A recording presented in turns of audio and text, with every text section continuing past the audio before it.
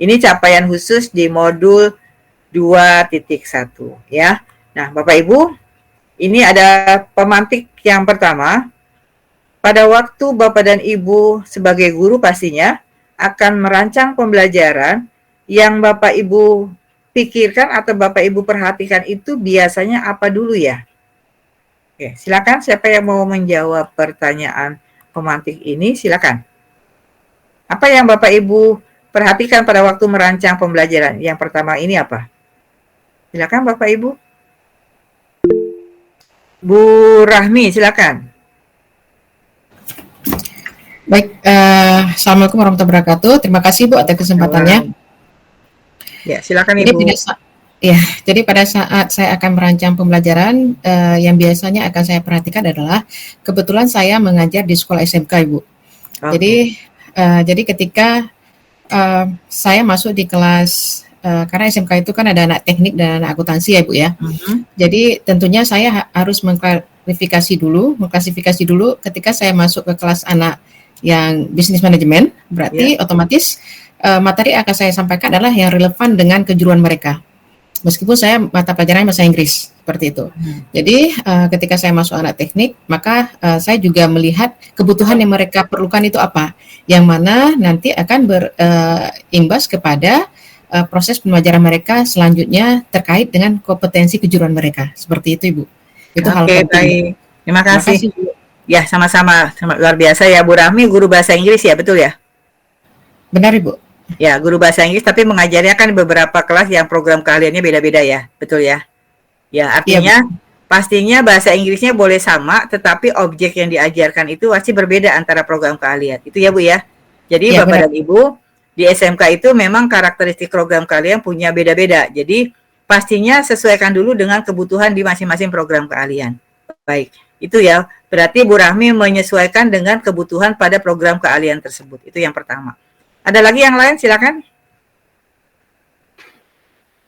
Apa yang Bapak Ibu perhatikan pada saat merancang?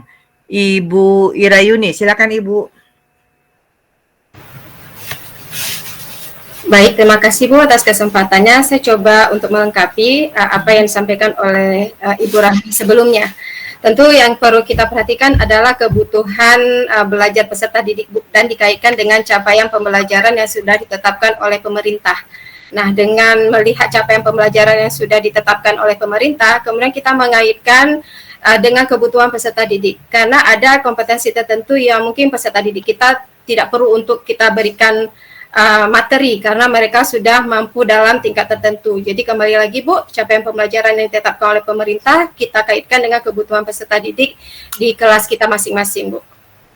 Terima kasih Bu. Terima kasih kembali Bu Irayuni, luar biasa ya. Ini sudah jauh ya, artinya Bu Irayuni mengatakan kebutuhan peserta didik. Jadi kalau ada misalnya Bapak Ibu sudah analisis CPTP ATP, ada kompetensi tertentu yang sudah memang dikuasai, kenapa harus diberikan lagi? Begitu ya kurang lebih Bu Irayuni ya. Makanya dianalisis dulu, dilihat kebutuhannya apa sih? Ya, seperti itu. Mungkin kalau kita turunkan TP-nya ada 3, dari 3 itu apakah proporsi penjelasannya lebih sama atau berbeda, itu tergantung hasil analisis tadi. Dan ingat, guru itu ada 2, kalau guru kejuruan atau guru mata pelajaran itu adalah menganalisisnya dari kontennya ya. Sedangkan kalau ada lagi ada 2, yaitu asesmen diagnostik kognitif dan non-kognitif. Itu ya. Baik, terima kasih Bapak dan Ibu, izin saya lanjutkan. Sebentar. Ini agak... Nah, kemudian Bapak Ibu, kalau kita ingat, kita membayangkan murid kita nih ya, pasti murid kita itu beragam-ragam ya, bukan beragam-ragam lagu ya Bapak Ibu ya, tapi murid kita itu pasti dalam satu kelas itu beragam-ragam. Nah, keragamannya itu cakupannya pasti sangat luas. Salah satunya di sini nomor 1, latar belakang keluarganya berbeda-beda. 2, kemampuan memahami bahasa yang digunakan di kelas beda. 3, kemampuan menguasai keterampilan yang diajarkan juga berbeda. Kemudian keterampilan dasar untuk sebagai prasyarat memahami materi baru mungkin juga berbeda, kondisi sosial emosional berbeda, minat terhadap bidang tertentu mungkin juga berbeda, dan kesulitan dalam belajarnya juga akan berbeda. Nah, di poin nomor 8 ternyata cakupan itu sangat luas. Nah, muncul di nomor 8 itu adalah dan sebagainya. Boleh Bapak Ibu bantu dan sebagainya itu kira-kira cakupan yang menunjukkan bahwa murid kita itu di kelas beragam itu apa? Selain yang 1 sampai 7. Silakan. Di luar yang 1 sampai 7 ada lagi nggak? Katanya kan cakupannya luas nih. Apa Bapak Ibu? Ada yang mau menambahkan? Kemampuan IQ-nya juga berbeda, Ibu. Kemampuan IT. IQ-nya, IQ. Oh, IQ. Oke, sorry. Kemampuan IQ apakah sama dengan yang dikategorikan? Beda ya? Nomor 4 juga beda ya? Karena itu keterampilan. Oke. Boleh kita tambahkan IQ-nya berbeda. Ada lagi yang lain? Bu Rahmi, silakan. Menurut saya mungkin gini, pengetahuan mereka sebelumnya, Bu. Perbedaan pengetahuan mereka sebelumnya terhadap sesuatu gitu. Oke. Boleh digabung dengan nomor 4 kali ya. Pengetahuan dan keterampilan dasar sebagai prasyarat ya. Boleh digabung seperti itu. Oke ya. Baik, terima kasih. Pak Yusrizal. Ya Bu, saya lebih melihat kepada mental peserta didik yang sangat melakukan presentasi, Bu. Apa Pak? Mental? Betul? Peserta didik sangat melakukan presentasi di depan, Bu. Dalam melakukan presentasi di depan? Ya, misalnya kadang-kadang ada yang berani ngomong, kadang-kadang juga diam, nunjuk kawan selalu berdiri paling depan, gitu. Oke. Kira-kira di antara yang ada itu sudah tercover di mana tuh? Ada nggak bisa tercover di antara 1 sampai 7? Di nomor 5 mungkin Bu, di konsolidasi emosional. Emosional ya, bisa gabung di situ ya. Artinya itu bisa muncul di antara emosional kemampuan dia dalam menyampaikan sesuatu.